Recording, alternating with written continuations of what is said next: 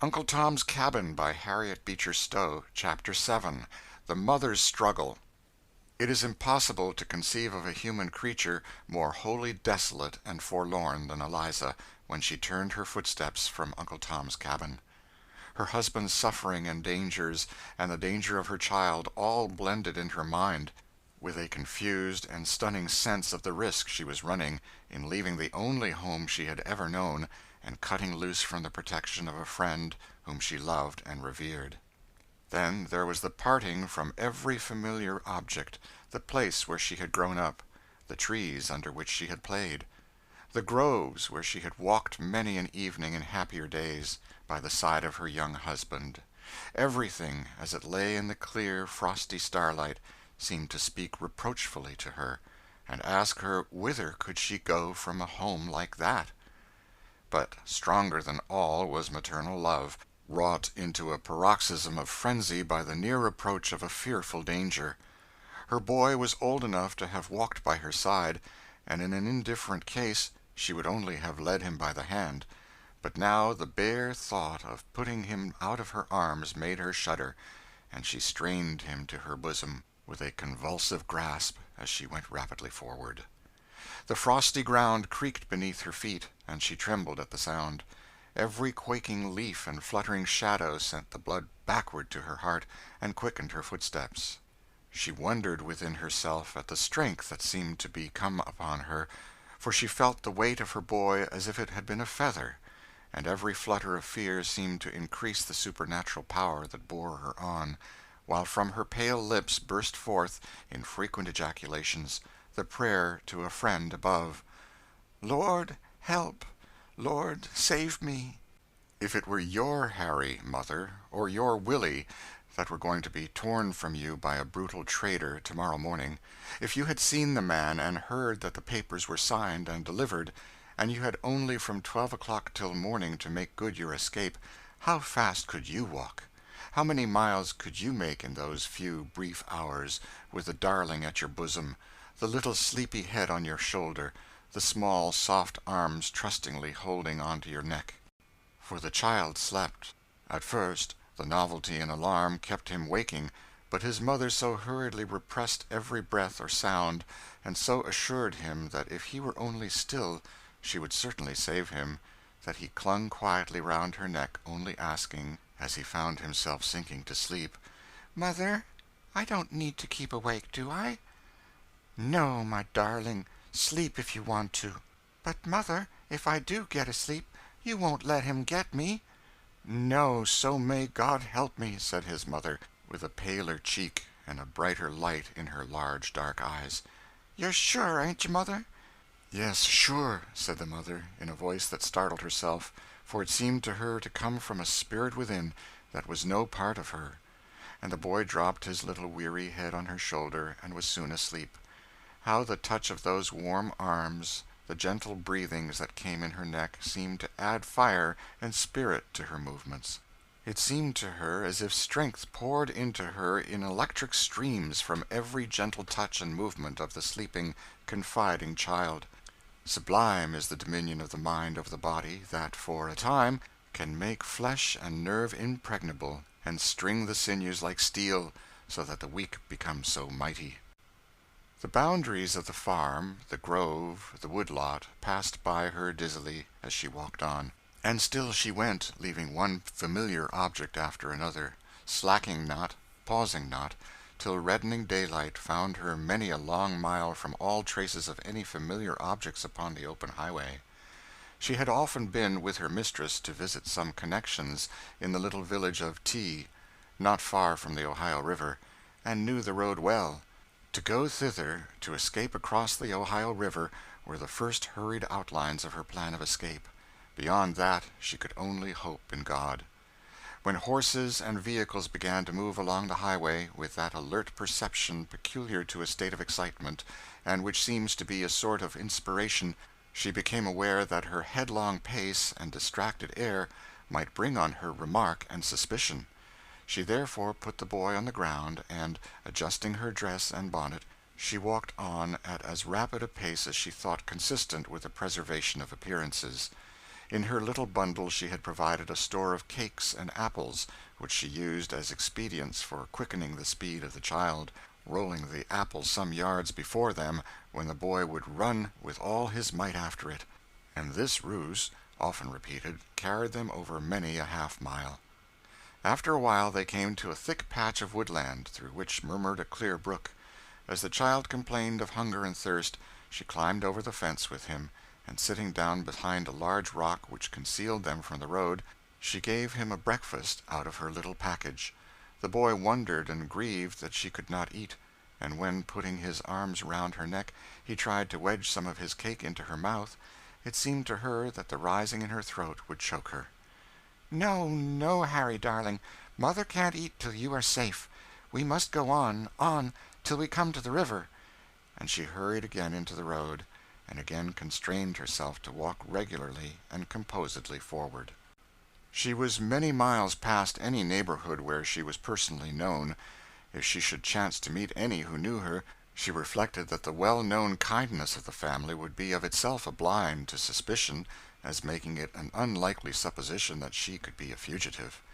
As she was also so white as not to be known as of colored lineage without a critical survey, and her child was white also, it was much easier for her to pass on unsuspected.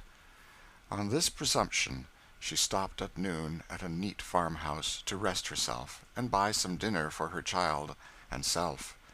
For as the danger decreased with the distance, the supernatural tension of the nervous system lessened, and she found herself both weary and hungry.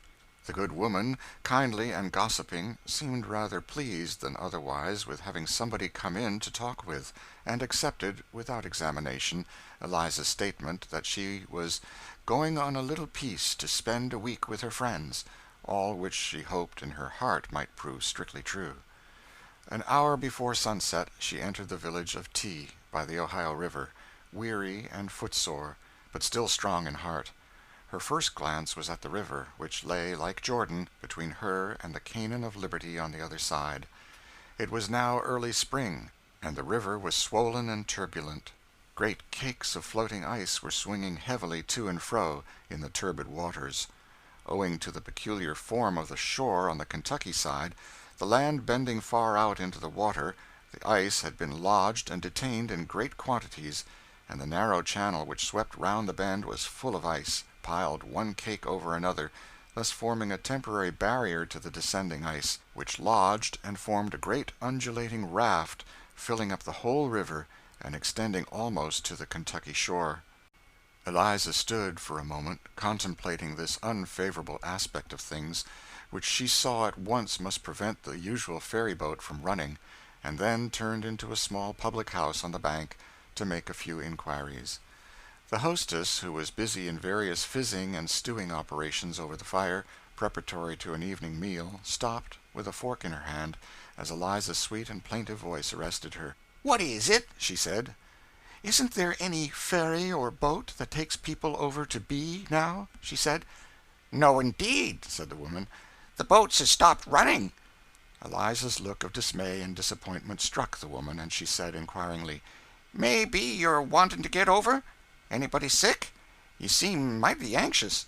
"I've got a child that's very dangerous," said Eliza.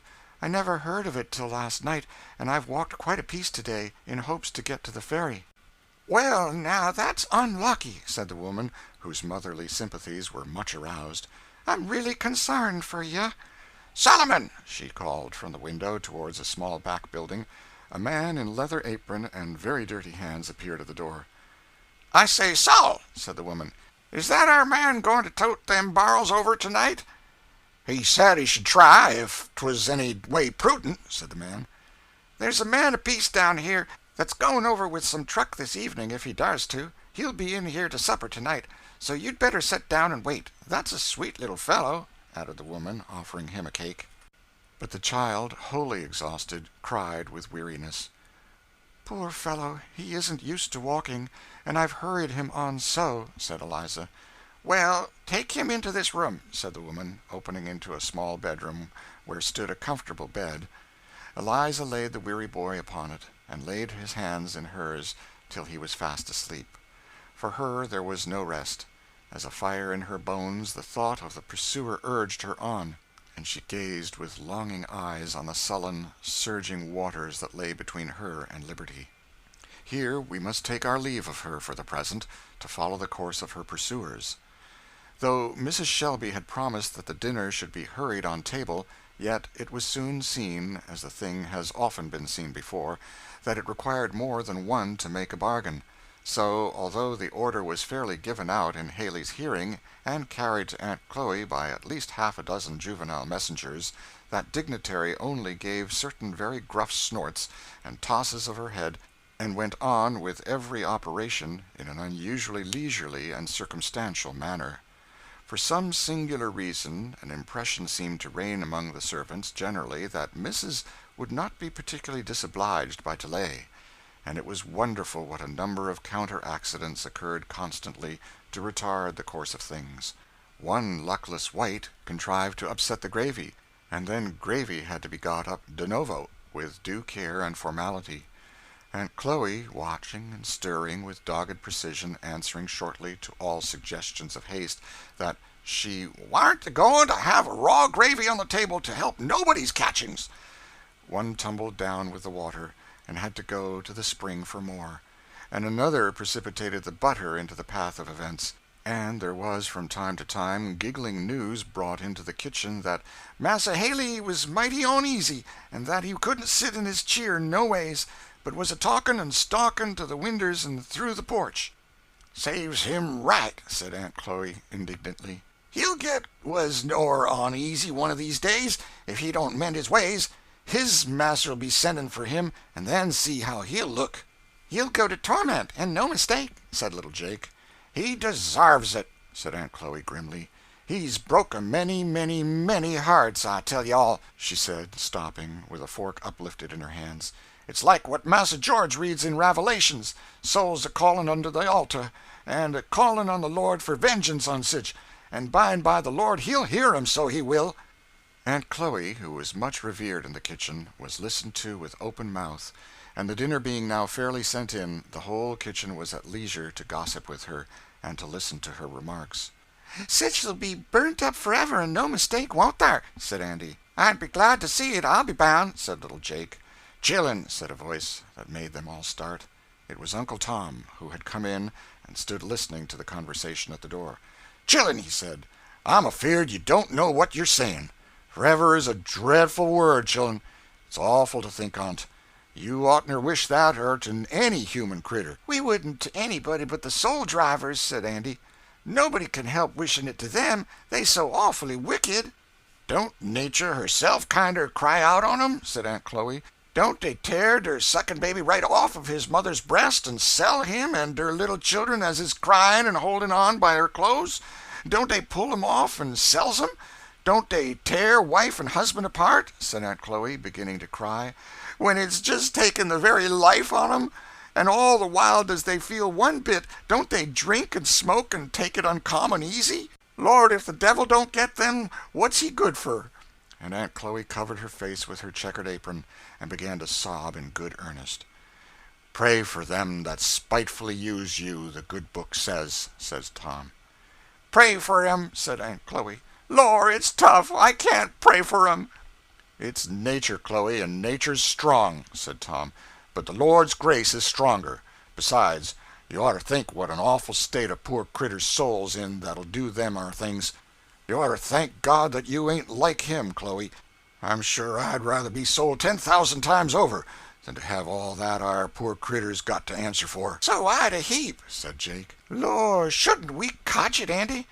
Andy shrugged his shoulders and gave an acquiescent whistle. "I'm glad Massa didn't go off this morning as he looked to," said Tom. "That ar hurt me more than selling it did. Maybe it might have been natural for him, but it would have come despot hard on me, as has known him for my baby. But I've seen Massa, and I begin to feel sort of reconciled to the Lord's will now. Massa couldn't help hisself. He did right, but I'm afeard things will be kind of going to rack when I'm gone.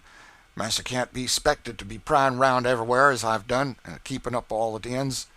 The boys all means well, but they's powerful careless. That ar troubles me." The bell here rang, and Tom was summoned to the parlor. "Tom," said his master kindly, "I want you to notice that I give this gentleman bonds to forfeit $1,000 if you are not on the spot when he wants you. He's going to-day to look after his other business, and you can have the day to yourself. Go anywhere you like, boy." "Thank you, massa," said Tom. "And mind yourself," said the trader, "and don't come it over your master with any of your nigger tricks, for I'll take every cent out of him if you ain't thar. If he'd adhere to me, he wouldn't trust any on you, slippery as eels." "Massa," said Tom, and he stood very straight, "I was just 6 years old when old missus put you into my arms, and you wasn't a year old. 'Thar,' says she, 'Tom, that's to be your young massa. Take good care of him,' says she. And now I just ask you, massa, have I ever broke word to you or gone contrary to you, specially since I was a Christian?" Mr. Shelby was fairly overcome, and the tears rose to his eyes. "My good boy," said he, "the Lord knows you say but the truth, and if I was able to help it, all the world shouldn't buy you." "And sure as I am a Christian woman," said Mrs. Shelby, "you shall be redeemed as soon as I can bring together means. Sir," she said to Haley, "take good account of who you sell him to, and let me know." "Lor, yes, for that matter," said the trader. "I may bring him up in a year, not much the worse for wear, and trade him back." "I'll trade with you, then, and make it for your advantage," said Mrs. Shelby. "Of course," said the trader. "All's equal with me. Lives trade 'em up as down, so I does a good business. All I want is a living, you know, ma'am. That's all any of us wants, I suppose." Mr. and Mrs. Shelby both felt annoyed and degraded by the familiar impudence of the trader, and yet both saw the absolute necessity of putting a constraint on their feelings. The more hopelessly sordid and insensible he appeared, the greater became Mrs. Shelby's dread of his succeeding in recapturing Eliza and her child, and of course the greater her motive for detaining him by every female artifice. She therefore graciously smiled, assented, chatted familiarly, and did all she could to make time pass imperceptibly. At 2 o'clock Sam and Andy brought the horses up to the posts, apparently greatly refreshed and invigorated by the scamper of the morning. Sam was there, new oiled from dinner, with an abundance of zealous and ready officiousness. As Haley approached, he was boasting in flourishing style to Andy of the evident and eminent success of the operation, now that he had fairly come to it. "Your master, I suppose, don't keep no dogs," said Haley thoughtfully as he prepared to mount. "Heaps of 'em," said Sam triumphantly. "There's Bruno, he's a roarer, and, besides that, about every nigger of us keeps a pup of some nature or other." "Poh," said Haley, and he said something else, too, with regard to the said dogs, at which Sam muttered, "I don't see no use cussin' on 'em no way." "But your master don't keep no dogs. I pretty much know he don't, for tracking out niggers." Sam knew exactly what he meant, but he kept on a look of earnest and desperate simplicity. "Our dogs all smells round considerable sharp. I s'pect they's the kind, though, they ain't never had no practice. They's fire dogs, though, at most anything, if you'd get 'em started. Here, Bruno," he called, whistling to the lumbering Newfoundland, who came pitching tumultuously towards them. "You go hang," said Haley, getting up. "Come, tumble up now." Sam tumbled up accordingly, dexterously contriving to tickle Andy as he did so, which occasioned Andy to split out into a laugh, greatly to Haley's indignation, who made a cut at him with his riding-whip. "I'm 'stonished at yer, Andy," said Sam with awful gravity. "This yer's serious business, Andy. You mustn't be a-making game. This yer ain't no way to help Massa." "I shall take the straight road to the river," said Haley decidedly, after they had come to the boundaries of the estate. "I know the way of all of them. They make tracks for the underground." "Sartain," said Sam. "That's the idea. Massa Haley hits the thing right in the middle. Now there's 2 roads to the river, the dirt road and the pike. Which Massa mean to take?" Andy looked up innocently at Sam, surprised at hearing this new geographical fact, but instantly confirmed what he said by a vehement reiteration.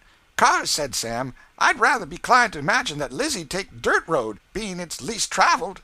Haley, notwithstanding that he was a very old bird, and naturally inclined to be suspicious of chaff, was rather brought up by this view of the case.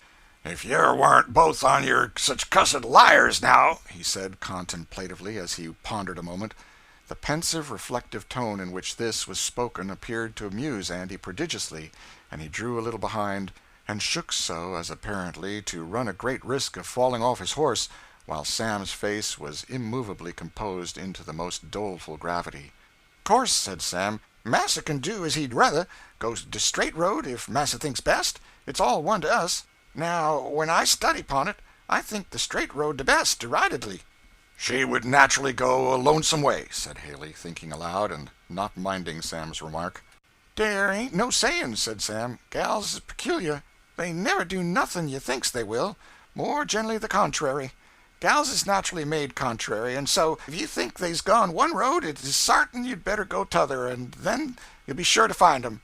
Now, my private opinion is Lizzie took their road, so I think we'd better take the straight one." This profound generic view of the female sex did not seem to dispose Haley particularly to the straight road, and he announced decidedly that he should go the other, and asked Sam when they should come to it. "A little piece ahead," said Sam, giving a wink to Andy with the eye which was on Andy's side of the head, and he added gravely, "But I've studied on the matter, and I'm quite clar we ought not to go that dar away. I never been over it no way. It's despite lonesome, and we might lose our way. Where we'd come to, the Lord only knows." "Nevertheless," said Haley, "I shall go that way." "Now that I think on it, I think I hearn 'em tell that our road was all fenced up and down by their creek, and thar, ain't it, Andy?" Andy wasn't certain. He'd only hearn tell about that road, but never been over it. In short, he was strictly non-committal. Haley, accustomed to strike the balance of probabilities between lies of greater or lesser magnitude, thought that it lay in favor of the dirt road aforesaid. The mention of the thing he thought he perceived was involuntarily on Sam's part at first, and his confused attempts to dissuade him he set down to a desperate lying on second thoughts, as being unwilling to implicate Liza. When, therefore, Sam indicated the road, Haley plunged briskly into it, followed by Sam and Andy. Now, the road, in fact, was an old one that had formerly been a thoroughfare to the river, but abandoned for many years after the laying of the new pike. It was open for about an hour's ride, and after that it was cut across by various farms and fences. Sam knew this fact perfectly well. Indeed, the road had been so long closed up that Andy had never heard of it. He therefore rode along with an air of dutiful submission, only groaning and vociferating occasionally that "'twas desperate rough and bad for Jerry's foot." "Now, I just give your warning," said Haley. "I know yer won't get me to turn off this road with all your fussing, so you shut up." "Massa will go on his way," said Sam with rueful submission, at the same time winking most portentously to Andy, whose delight was now very near the explosive point. Sam was in wonderful spirits, professed to keep a very brisk lookout, at one time exclaiming that he saw a gal's bonnet on the top of some distant eminence, or calling to Andy, "If that thar wasn't Lizzie down the hollow," always making these exclamations in some rough or craggy part of the road, where the sudden quickening of speed was a special inconvenience to all parties concerned, and thus keeping Haley in a state of constant commotion. After riding about an hour in this way, the whole party made a precipitate and tumultuous descent into a barnyard belonging to a large farming establishment. Not a soul was in sight, all the hands being employed in the fields. But as the barn stood conspicuously and plainly square across the road, it was evident that their journey in that direction had reached a decided finale. "Want that ar what I tell you, master?" said Sam, with an air of injured innocence. "How does strange gentlemen expect to know more about a country than the natives born and raised?" "You rascal," said Haley, "you knew all about this."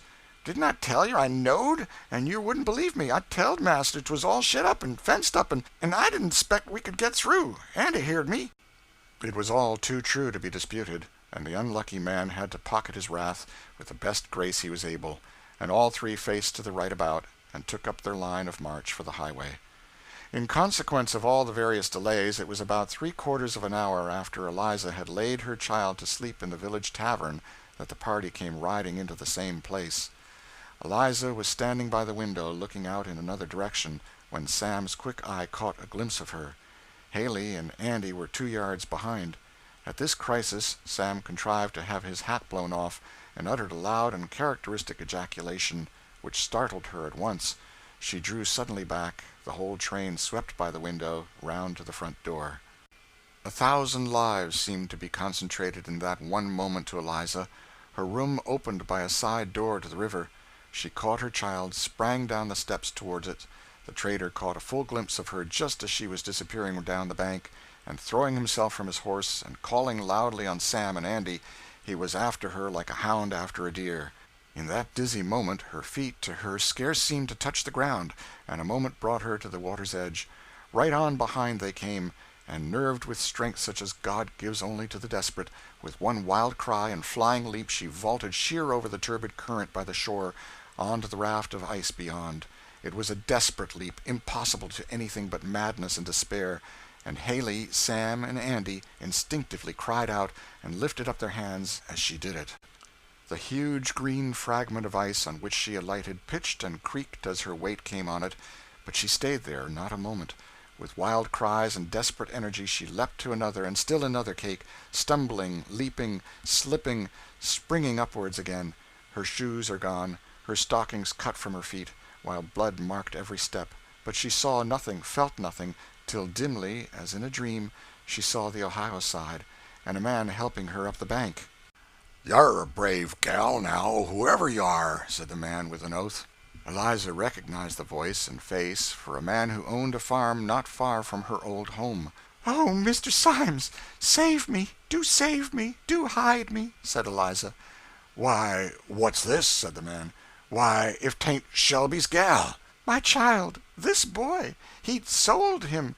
There is his massa," said she, pointing to the Kentucky shore. "Oh, Mr. Symes, you've got a little boy." "So I have," said the man, as he roughly but kindly drew her up the steep bank. "Besides, you're a right brave gal. I like grit wherever I see it." When they had gained the top of the bank, the man paused. "I'd be glad to do something for you," said he, "but then there's nowhere I could take you. The best I can do is to tell you to go thar," said he, pointing to a large white house which stood by itself, off the main street of the village. "Go thar. They're kind folks. There's no kind of danger but they'll help you. They're up to all of that sort of thing." "The Lord bless you," said Eliza earnestly. No occasion in the world," said the man. "What I've done's of no account." "Oh, surely, sir, you won't tell anyone?" "Go to thunder, gal. What do you take a feller for?" "In course not," said the man. "Come now, go along like a likely, sensible gal as you are. You've earned your liberty, and you shall have it for all of me." The woman folded her child to her bosom and walked firmly and swiftly away. The man stood and looked after her. "Shelby, now, maybe won't think this yard the most neighborly thing in the world, but what's a feller to do? If he catches one of my gals in the same fix, he's welcome to pay back. Somehow I never could see no kind of critter a striving and panting and trying to clear themselves with the dogs after 'em and go agin 'em. Besides, I don't see no kind of occasion for me to be hunter and catcher for other folks either." So spoke this poor, heathenish Kentuckian, who had not been instructed in his constitutional relations, and consequently was betrayed into acting in a sort of Christianized manner which, if he had been better situated and more enlightened, he would not have been left to do. Haley had stood a perfectly amazed spectator of the scene till Eliza had disappeared up the bank, when he turned a blank, inquiring look on Sam and Andy. "That are was a tolerable fair stroke of business," said Sam. "The gal's got 7 devils in her, I believe," said Haley. "How like a wildcat she jumped." "Why now," said Sam, scratching his head, "I hope Master'll excuse us trying dat our road. Don't think I feel spry enough for dat ar no way," and Sam gave a hoarse chuckle. "You laugh," said the trader with a growl. "Lord bless you, Massa, I couldn't help it now," said Sam, giving way to the long pent-up delight of his soul. "She looked so cur'ous, a leaping and springing, ice a cracking, only to hear her plump, her ker chunk, ker splash, spring. Lord, how she goes it!" And Sam and Andy laughed till the tears rolled down their cheeks. "I'll make you laugh t'other side of your mouths," said the trader, laying about their heads with his riding whip. Both ducked and ran shouting up the bank, and were on their horses before he was up. "Good evening, Massa," said Sam with much gravity. "I very much expect Missus be anxious about Jerry. Massa Haley won't want us no longer. Missus wouldn't hear of our riding the critters over Lizzie's bridge tonight." And with a facetious poke into Andy's ribs, he started off, followed by the latter, at full speed, their shouts of laughter coming faintly on the wind. End of chapter 7.